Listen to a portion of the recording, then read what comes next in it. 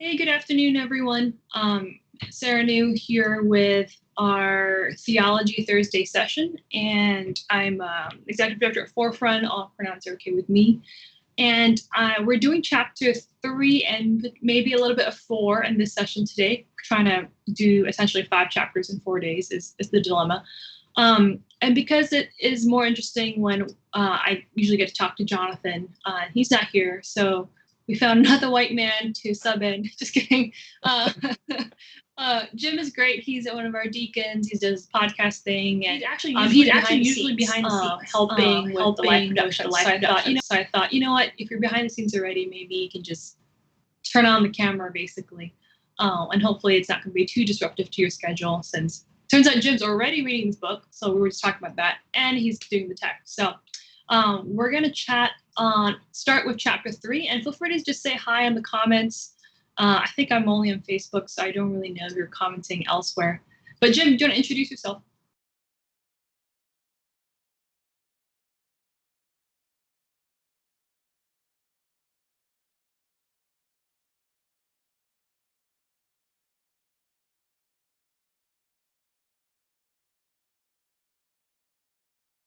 And I also am the leader of the Movies and Faith affinity group, which is actually meeting tonight. It's bi-weekly on Thursday evening. So tonight, just as a heads up, for a preview of what people can expect, tonight we are talking about the 2017 film First Reformed, written and directed by Paul Schrader.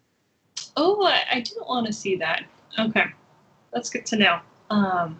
Unfortunately, I'm going to be brainstorming with Christina Simpson on newcomer cohorts.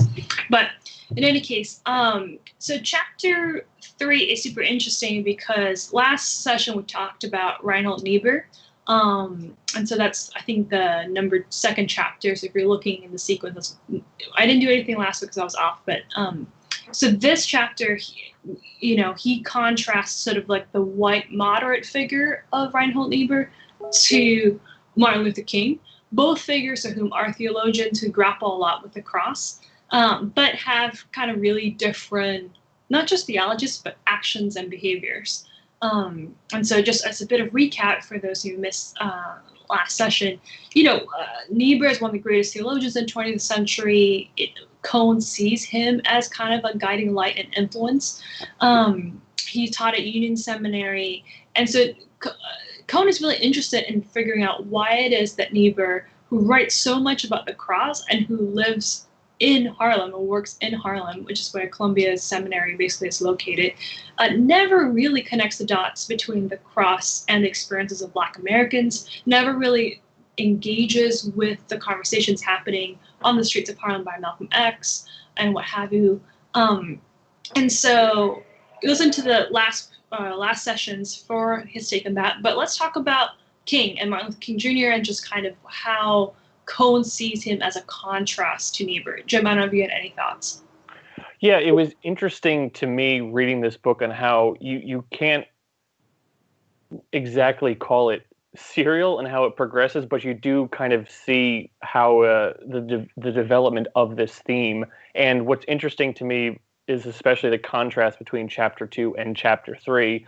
And the point that I was making to Sarah before we started recording, and the idea that had occurred to me when I was watching or when I was reading, it was basically the shifting of the Overton window, which is something we see a lot in politics, and this idea of a candidate kind of being more to the left or to the right and then pulling the popular one in that direction, or at least the ideas of let's make these further, if you want to call them extreme ideas, more acceptable. And so Niebuhr, being a guy who certainly, according to him at least, empathized with the Black community, but also kind of said, like, but there's not a whole lot we can do. Like, we should just accept this as it is because of his theology of this idea of, like, well, Christ's example was great, but we can never actually achieve that, or it's not something that we can obtain. It's just something that we should kind of delight in, I guess. And then you have Martin Luther King, who comes along and is basically like, no, all these things that we want, we are going to work for that. We are not going to be satisfied by just being in our place and accepting this popular theology. And so this idea of, like, no, we're not going to be content with just the way that things are. We are going to work to have exactly everything we want. And so that contrast, what I thought was really interesting and really powerful to me.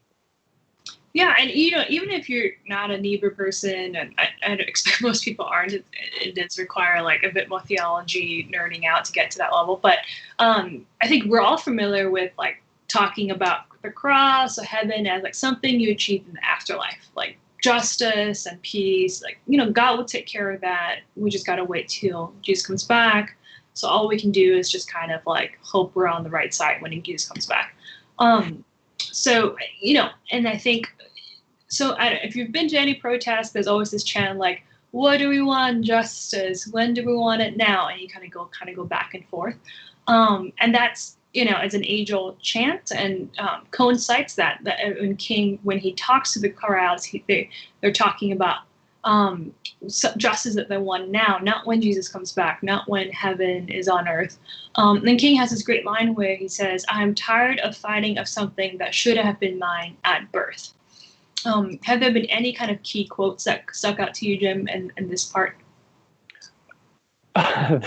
Shamefully, I'm sure there were. I didn't write any of them down, so they are all kind of fleeting for me at this point. Sure. But instead of specific quotes, I was taken really by specific emotions, and specifically the idea of the midnight moment that they write that King had, where he was doubting everything, and then what he believed he heard was the voice of God telling him that this was his mission, and all his fear disappeared. And as someone who I guess kind of identifies as a Christian mystic to a certain degree, I was reminded of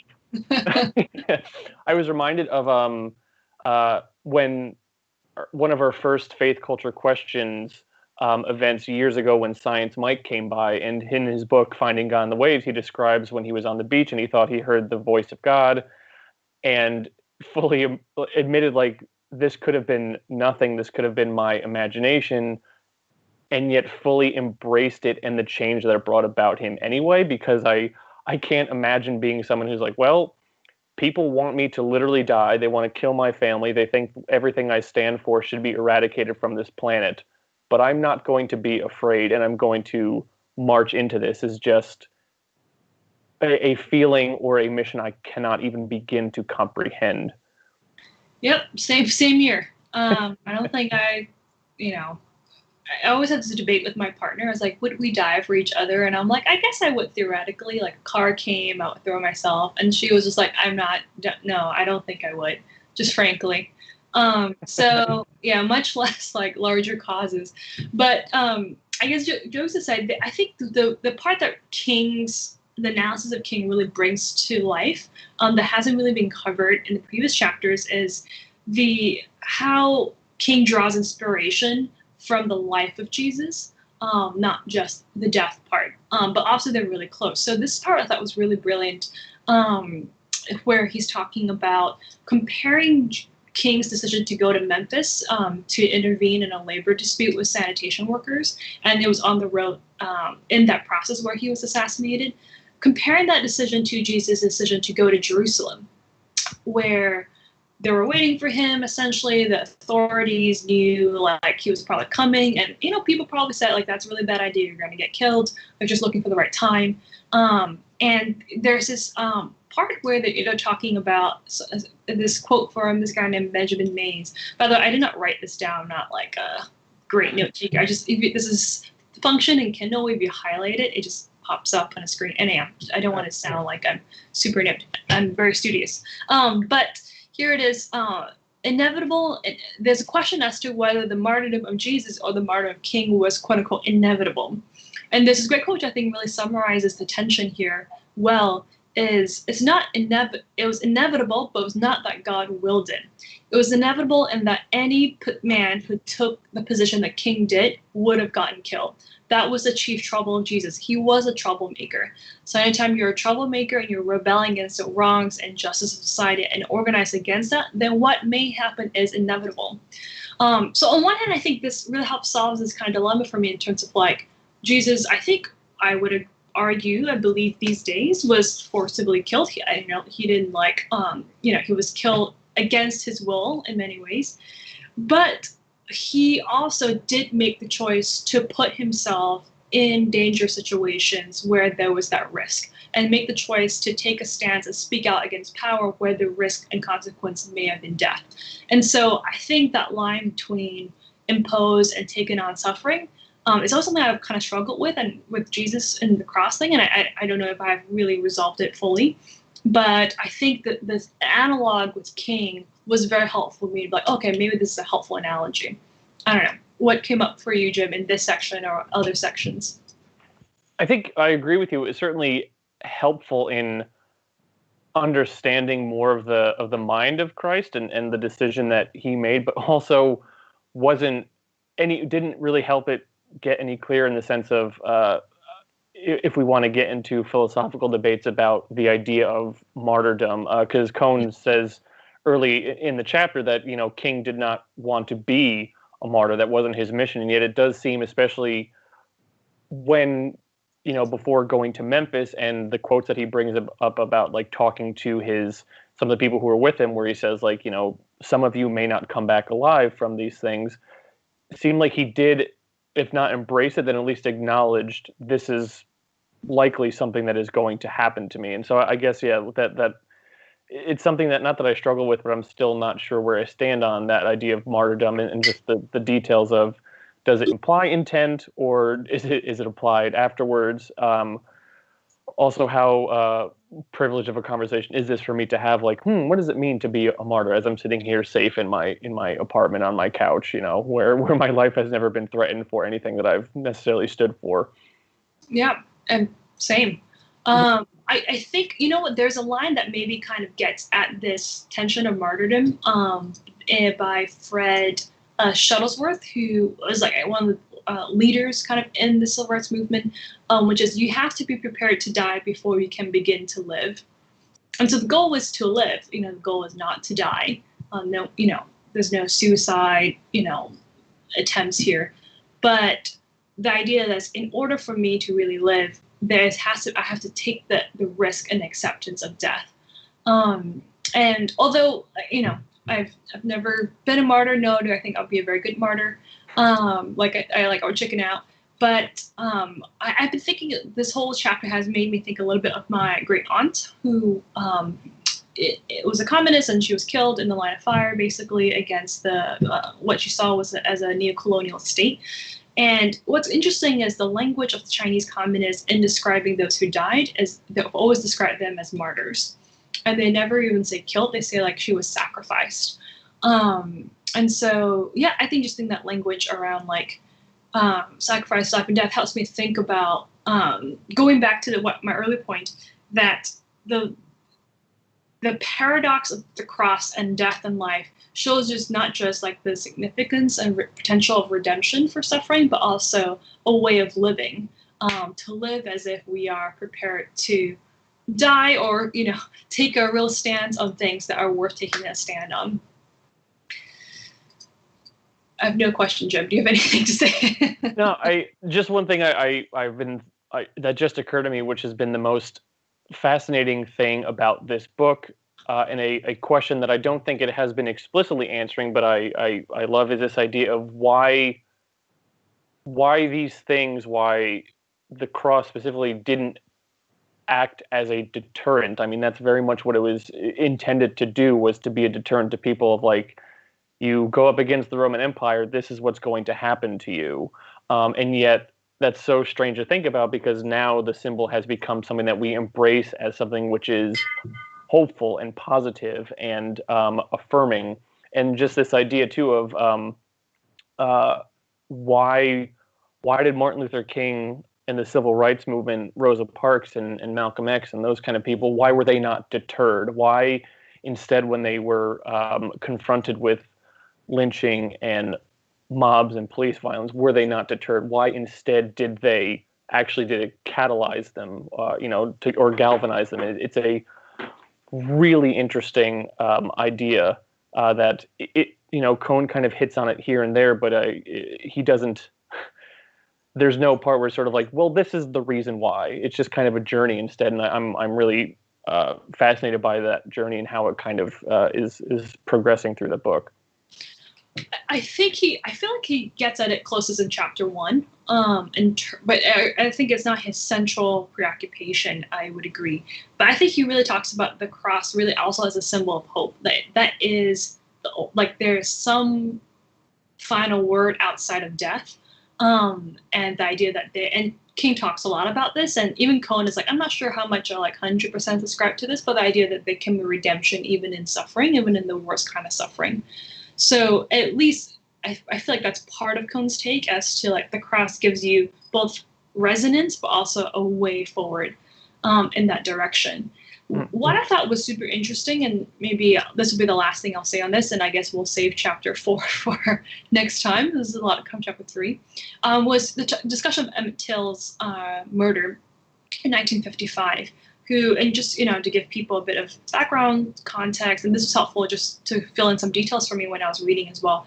He was a 14-year-old Black boy from Chicago who happened to be in the South, and saw a white woman walk by, and I think like whistled at her and said, "Bye, baby," or something like that out of a convenience store. A few days later, like 2 a.m., he's basically beaten up and killed. And his body in particular, I think they beat him with like a blunt instrument. It wasn't like a gun, clean murder.